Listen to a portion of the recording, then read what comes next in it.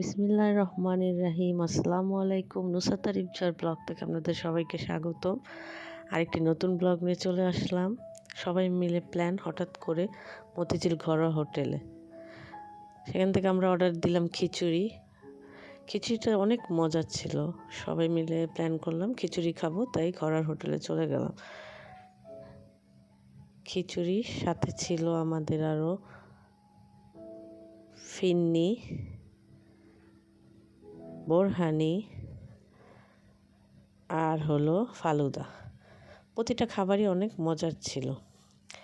খিচুড়িটা এতটাই লোভনীয় ছিল যে কি আর বলবো, খেতে যথেষ্ট মজার ছিল। প্রত্যেকে আমরা অনেক মজা করে খেলাম খিচুড়িটা। আর একটু মাখো মাখো ছিল খিচুড়িটা, এই জন্য খেতে অনেক ভালো লেগেছে। ঘরের খিচুড়ি সবসময়ই একটা সুনাম আছে, এই জন্যই বৃষ্টি না হলেও মন চায় চলে যাই খিচুড়ি খেতে।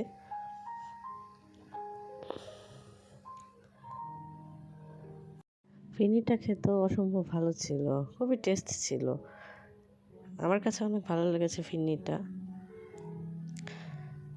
এছাড়া বোরহানিটাও যথেষ্ট মজার ছিল, টেস্টি। আর ফালুদার কথা কি বলবো, অসাধারণ ছিল ফালুদাটা। সর্বশেষে ফালুদাটা খেয়েছি, আমার কাছে অনেক ভালো লেগেছিল, অনেক ভালো।